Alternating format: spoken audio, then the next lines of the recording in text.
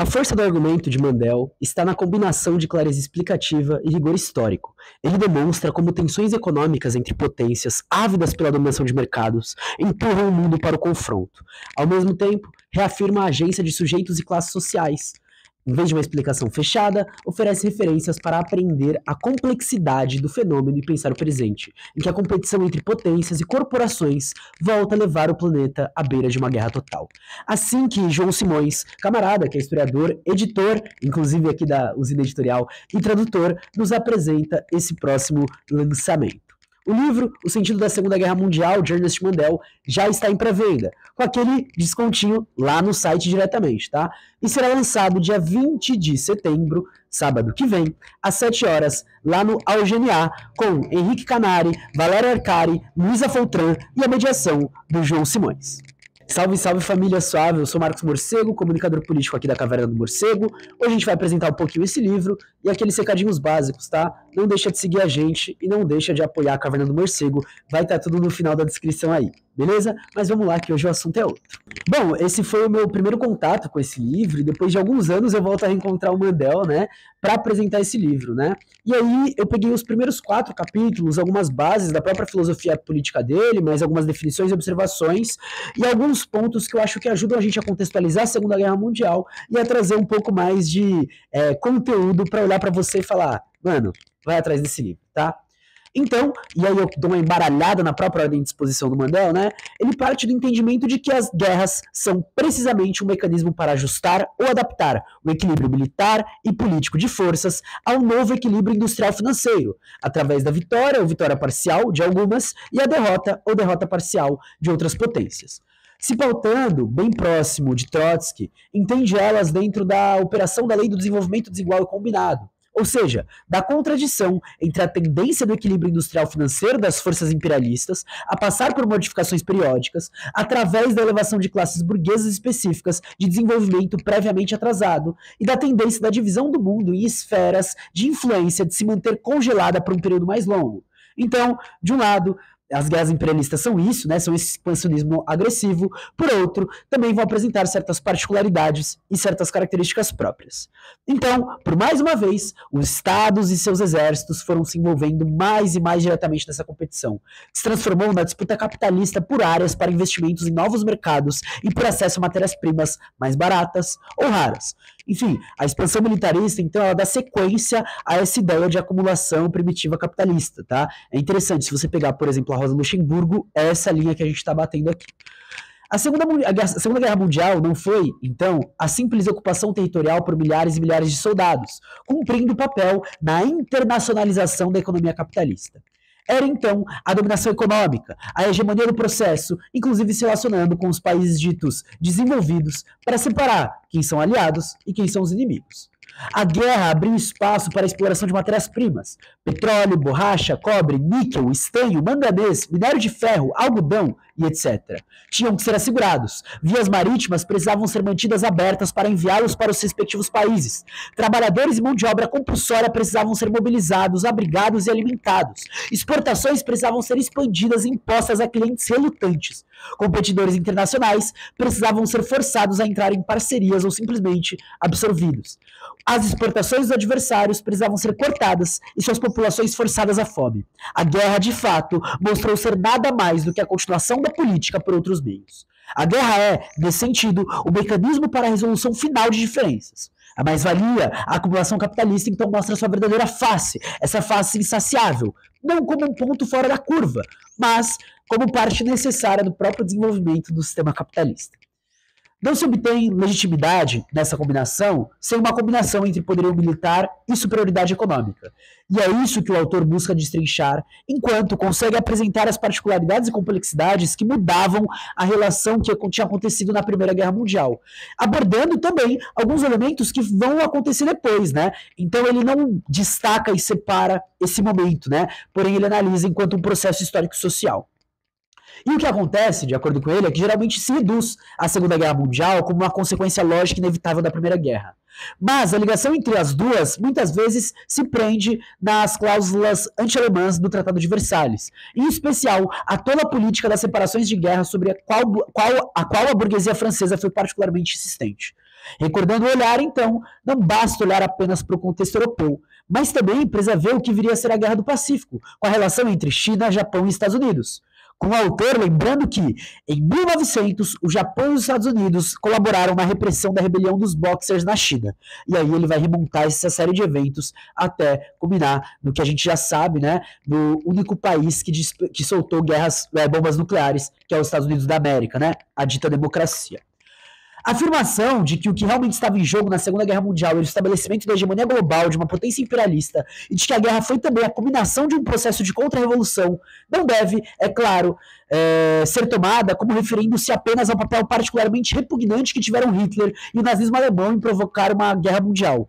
Pelo contrário, ela representa uma avaliação geral do imperialismo como uma forma específica do capitalismo, gerada pela contradição fundamental entre a internacionalização e a socialização do processo produtivo, por um lado, e a sua organização continuada por interesses privados e nacionais, pelo outro. E óbvio, e ele destaca isso não significa que a gente vá olhar com uma particularidade para a questão do próprio Hitler e para a questão do nazismo, né? A gente não está tirando isso do grande genocídio que foi, né? Apenas colocando isso dentro de todo o genocídio que é o sistema capitalista por si só.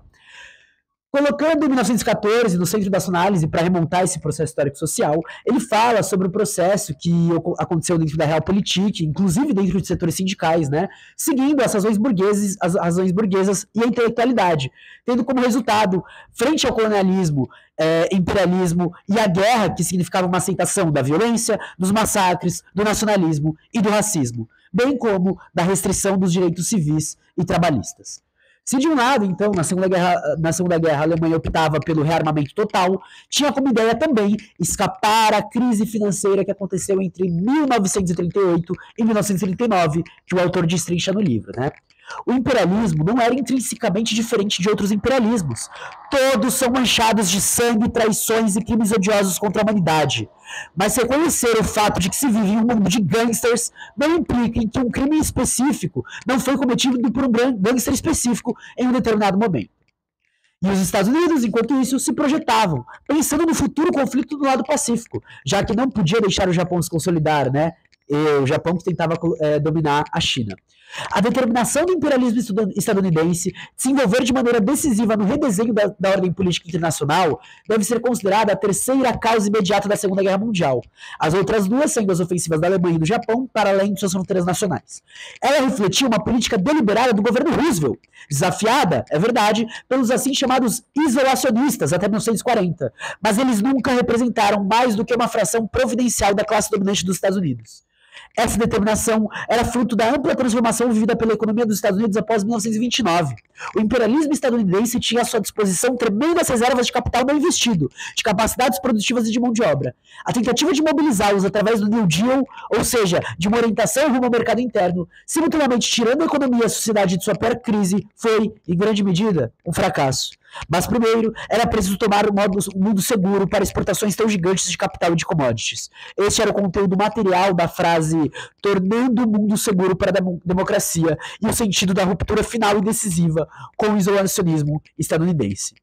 Já no leste europeu e na estabelecida União Soviética, o autor faz suas considerações, especialmente sobre acordos e política exercida, né? Criticando Stalin e resgatando Trotsky, mas, e consonante com tudo isso, observando o movimento das pessoas que entravam na mira do extermínio, da expulsão e da escravização desses movimentos agressivos de acumulação capitalista. Eles se levantaram aos milhões, forçaram dezenas de divisões do exército alemão a se retirarem do fronte e, através da sua luta admirável, se tornaram um dos fatores chaves que viraram o jogo contra os planos do imperialismo alemão. E o autor destaca como a resistência antifascista aumenta suas forças e que em 1943 a maré da própria guerra começa a mudar.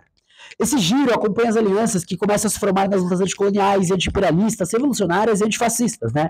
A gente já apresentou o Nkrumah, Lumumba, Malcolm X, Fanon. Conforme o centro da política global se afastou da Europa, as lutas anticoloniais, por sua vez, se tornaram aliadas cruciais do proletariado nos países capitalistas avançados. Temos, então, esses enfrentamentos na Grécia, Itália, Iugoslávia e até na Alemanha, fortalecida pela influência da União Soviética, mas também com o poder sendo exercido sobre alguns dos partidos comunistas. As lutas sociais e anti-imperialistas começam então a se unificar, como é o caso da China e do Sudeste Asiático. A resistência espontânea se desenvolveu e a resposta japonesa brutal apenas conseguiu transformá-la em um vasto exército guerrilheiro. A liderança dessa ressurgência não poderia vir da burguesia chinesa, que cada vez mais a temia. Ao invés disso, o Partido Comunista da China se tornou o líder dessa luta nacional pela sobrevivência. Na Indochina, a Segunda Guerra deixou sua continuidade, tendo que enfrentar em sequência o Japão, a França e os Estados Unidos. São sucessivos massacres e desgastes, como o exemplo do Camboja. A política cruel do bloqueio econômico e político orquestrada contra o Vietnã, em especial desde 1975, pelos Estados Unidos, fez muito para tornar amargos os frutos da vitória. Mas a luta obstinada e grandiosa das massas vietnamitas continua sendo um monumento à força das aspirações populares e sua resistência militar, capaz de sacudir vigorosamente a arrogância e a presunção imperiais. No Vietnã, como na China, a intrusão tempestuosa da guerra de classes no conflito imperialista confirmou ser um fenômeno transcontinental da Segunda Guerra Mundial. Além das lutas por libertação na Argélia, Egito e outros países sob dominação imperialista e colonialista, e que muitas vezes as revoluções ou tentativas de não tinham nem o apoio do Partido Comunista do país colonizador. Ao final de 45, a guerra tinha se tornado não apenas um conflito transcontinental, mas também profundamente diverso, envolvendo luta de classe revolucionária de base, revolução por cima, movimentos de libertação nacional sob a direção da burguesia e da classe trabalhadora, reforma da velha ordem e contra-revolução violenta. O resultado exato em cada caso dependeu da força e da maturidade das lutas da liderança das classes, do grau de importância que os vencedores davam a uma área ou ao país e da habilidade de impor um acordo político. E aí, a partir desse momento, o autor vai colocar, então, 5 pontos cruciais para a gente olhar, né? 1. Uma guerra interimperialista lutada pela hegemonia global e vencida pelos Estados Unidos, mesmo que seu domínio fosse territorialmente truncado pela extensão do setor não capitalista na Europa e na Ásia. 2. Uma guerra justa de autodefesa pela União Soviética contra uma tentativa capitalista de colonizar o país e destruir as conquistas da Revolução de 17. 3. Uma guerra justa do povo chinês contra o imperialismo que iria se desenvolver em uma revolução socialista.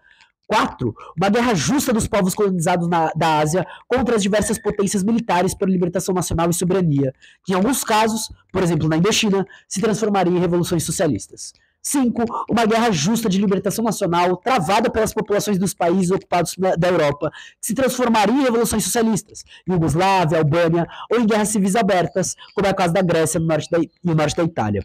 No leste europeu, a velha ordem desabou sob a pressão dupla e desigual da pressão popular e da ação militar burocrática soviética, enquanto no oeste e no sul a ordem burguesa foi restaurada, muitas vezes contra os desejos das massas, pelas tropas dos aliados ocidentais. Bom, família, esse daqui é só um resuminho, né, desse começo do livro, né, são 4 capítulos, mas os 4 capítulos são a abertura do livro, né, falando um pouco sobre aspectos de desenvolvimento contraditórios, entrelaçados, particulares e universais, que moldaram a acumulação capitalista e que expressam nossas tentativas enquanto setores, né, enquanto pessoas, enquanto grupos sociais, enquanto coletivos, enquanto comunidades exploradas, oprimidas, dominadas, que somos de resistência. Relembrando que as vitórias são possíveis e que há, sim, alternativa.